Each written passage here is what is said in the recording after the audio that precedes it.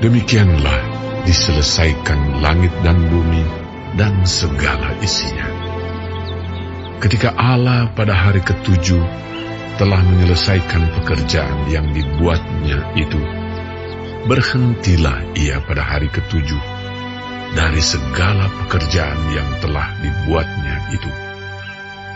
Lalu Allah memberkati hari ketujuh itu dan menguduskannya, karena pada hari itulah ia berhenti dari segala pekerjaan penciptaan yang telah dibuatnya itu.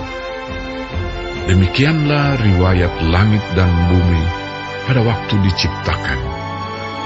Ketika Tuhan Allah menjadikan bumi dan langit, belum ada semak apapun di bumi, belum timbul tumbuh-tumbuhan apapun di padang, sebab Tuhan Allah belum menurunkan hujan ke bumi, dan belum ada orang untuk mengusahakan tanah itu.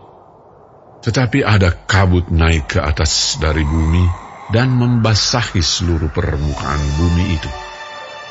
Ketika itulah Tuhan Allah membentuk manusia itu dari debu tanah dan menghembuskan nafas hidup ke dalam hidungnya. Demikianlah manusia itu menjadi makhluk yang hidup. Selanjutnya, Tuhan Allah membuat taman di Eden, di sebelah timur. Disitulah ditempatkannya manusia yang dibentuknya itu. Lalu Tuhan Allah menumbuhkan berbagai-bagai pohon dari bumi, yang menarik dan yang baik untuk dimakan buahnya. Dan pohon kehidupan di tengah-tengah taman itu, serta pohon pengetahuan tentang yang baik dan yang jahat. Ada suatu sungai mengalir dari Eden untuk membasahi taman itu, dan dari situ sungai itu terbagi menjadi 4 cabang.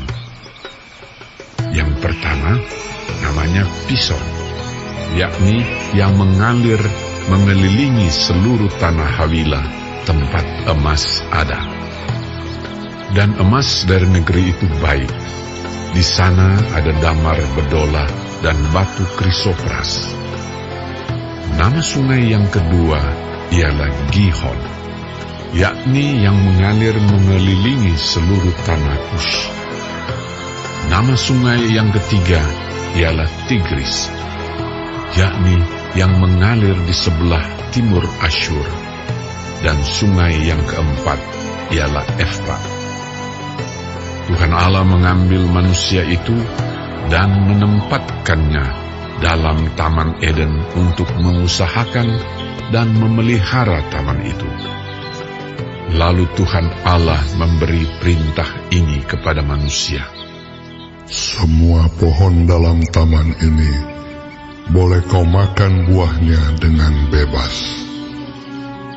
Tetapi pohon pengetahuan tentang yang baik dan yang jahat itu, janganlah kau makan buahnya, sebab pada hari engkau memakannya, pastilah engkau mati. Tuhan Allah berfirman, tidak baik kalau manusia itu seorang diri saja. Aku akan menjadikan penolong baginya yang sepadan dengan dia. Lalu Tuhan Allah membentuk dari tanah segala binatang hutan dan segala burung di udara. Dibawanyalah semuanya kepada manusia itu untuk melihat bagaimana ia menamainya. Dan seperti nama yang diberikan manusia itu kepada tiap-tiap makhluk yang hidup, demikianlah nanti nama makhluk itu. Manusia itu memberi nama kepada segala ternak, kepada burung-burung di udara, dan kepada segala binatang hutan. Tetapi baginya sendiri, ia tidak menjumpai penolong yang sepadan dengan dia. Lalu Tuhan Allah membuat manusia itu tidur nyenyak. Ketika ia tidur, Tuhan Allah mengambil salah satu rusuk daripadanya, lalu menutup tempat itu dengan daging. Dan dari rusuk yang diambil Tuhan Allah dari manusia itu, dibangunnyalah seorang perempuan, lalu dibawanya kepada manusia itu.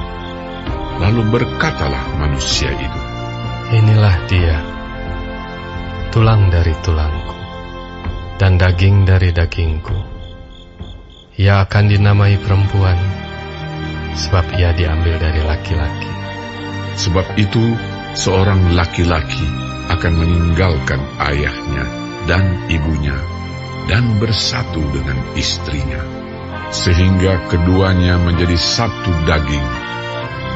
Mereka keduanya telanjang, manusia dan istrinya itu, tetapi mereka tidak merasa malu.